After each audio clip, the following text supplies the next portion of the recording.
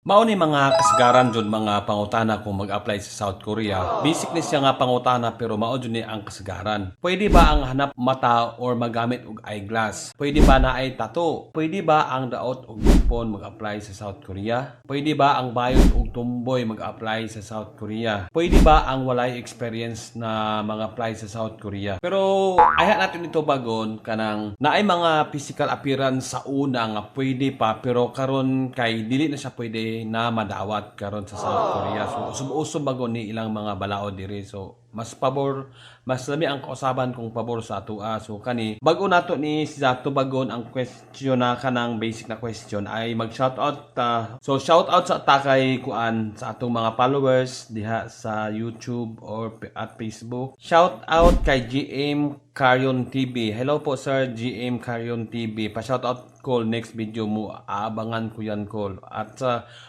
kay Muhammad Mekalita shoutout call sa next video nimo. From Jai or JJ shoutout sa sunod vlog idol Amping Kanunay og ni Jack Harel Sanchez pa shoutout idol. Mao ni ato mga masugid na followers ba.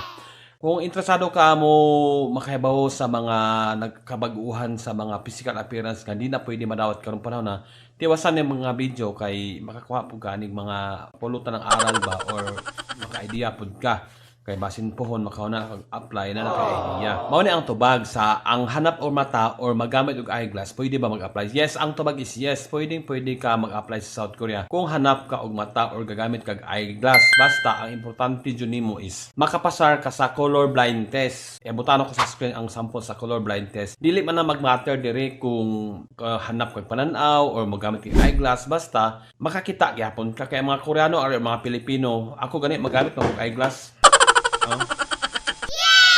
Pero dili kay ni siya maggrado. Pwede mag-apply kay dili man kay ingon og di ta ka magamit eyeglass di ta ka tarong makatrabaho mga pagtatarong. Basta importante jud ang kadtong color blind test makapasar ka.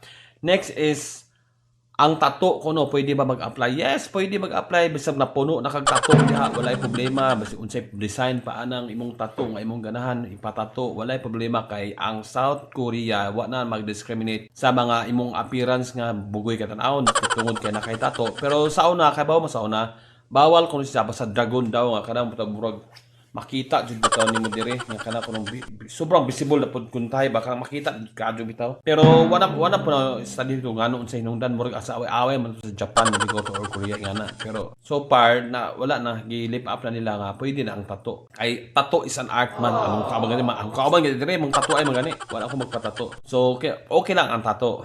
Next is ang daot og ngipon pwede ba daw? Yes, pwede.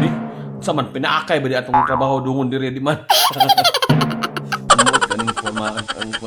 Siyempre, pwede ang daot ngipon nga naman. Kay naaram na sa imuha kung magpaadyo ka og ngipon or dili. Pero ang nakababag mo ko na yung daot kang ngipon ma-apply sa abroad. Kay siyempre, nag-abot diri. Kung masakit imong ngipon, maingon na pagsadyang ni ilaan niyo, iga-iga, no mo apayo mo. Doon na pagkag dentist nga na, kintay. Sa dyan di ko, boss, di ko mo trabaho kay budong ko ka ng dentist, mahal pa yun. Ang imong trabaho maantala ba or makanang ma-delay kay tungod sa imong ngipon nga sige ka pa-check up, inaina na, much better. Kung ma-apply po ka, kana bang bahalag parawaw, maot mo kong ngipon, pero limpyo man siya. Kanang wait daot ba? Kanang ipatarong din mo para nag-abot dire sa Korea, dili na ka magpa-dungdung o dentist or dental. Tuloy-tuloy imong trabaho, di ka babag. Pero ang tubag dyan na, pwede. Kung magpa-medical ka, pwede mo ka sa doktor nga, dok, dili na lang ko paayo ka, wakoy kwarta, ako nalay bahala, diri abot sa Korea. Ang pasta ring Korea o cleaning kinabaratuhan ra siya. Ang mahal lang diri mga implant, mga jacket, inana mahal siya kaayo diri jud. Pero mga cleaning mga pasta ay nako po dili nimo maramdaman kay covered man sa insurance sa health insurance are kana imong kuan, imong ngipon. So pwede ra. Next, ang mga Arius basic naman ni Arius is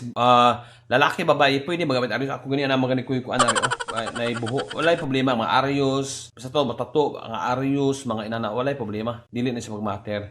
Next is ang tomboy kuno o bayot pwede ba daw kuno or bakla pwede ba daw kuno? Yes, pwede kaayo. Walay problema ang mga gender equality unsay tawag ana mga unsa pa imong gender status kay basta makatrabaho lang ka og tarong kay wa man ang mag-matter kung tomboy ka, bayot ka, hinay ka mo trabaho. Naman na sa imong physically, mentally kuan kanang kusgan ka, makatrabaho ka. So pwede kayo nga unsa nga gender ka. Daghan mga bayad diri, mga tumboy daghan kay diri oy sa Korea. Walay problema na inanang mga kuan ay ko go. Tapos pwede ba ang kani-kani mo mausap po ni sa mga daghan ng utana jud kay mga samot ka ng mga beginners pa. Pwede ba daw kuno ang wala experience? Kani uban ani na vlog naman ako pero siguro na uban wa pa kakita ba. Pwede kayo ang wala experience bisan ang E9B sa manggod na category or trabaho kog manufacturing ari kanang factory workers dili kinahanglan og kanang experience kay ano mao ganing gitawag siya og non-professional kay buot pasabot sa non-professional matun-an ra nimo ang imong trabaho diri actual on the spot.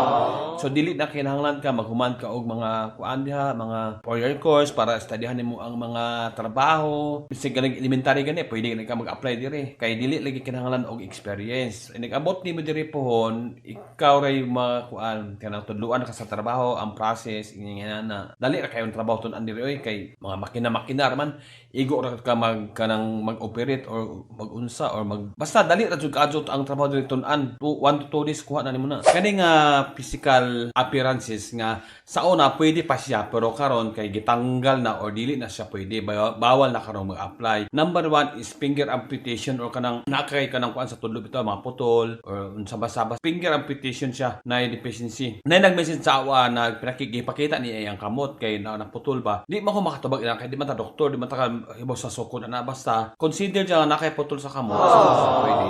I'm not to hurt somebody nga na inana kapansanan or inana basta mao na reality kay mas maayo po nang makahibaw ng tadaan kaysa mo-take ta or ma-apply ta nya dita na manismaya ra punta di ba basta mao to. Number 2 is sleep desk kanang nay mga problema sa kuan kanang problema sa backbone bitaw sleep desk pero rare makayo ingana nga cases so dili kaayo siya kuan basta kanang murag sakit imong basta sa backbone na siya or dugukan nga na ba na mga bali or crack unsa nga na di po na siya pwede na karon kaysa una pwede wala dili mo na sa appeal sa mga exam or medical test okay kay siya kanang ikatulo lagi katong color blind kay ang mao to balik ko na ang nangutana pwede ba daw ang hanap o mata or kanang sitawag magamit og eyeglass wala ay problema ang hanap or magamit og eyeglass bisag unsa pa grado as long as makabasa ka or dili ka color blind mabasa nimo to nga test or mapasar nimo to nga medical test nga color blind so inana ang kuan mga ginadili na sa Korea karon na time per before sa una sa among time pwede okay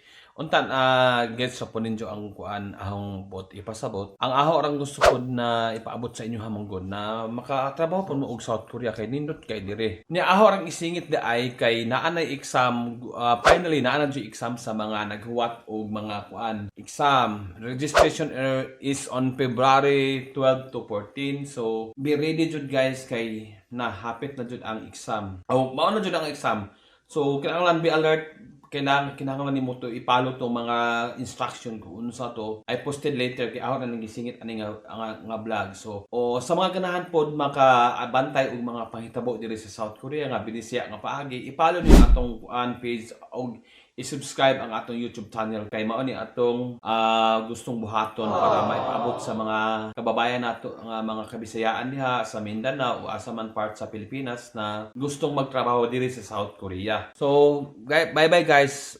See you on my next vlog.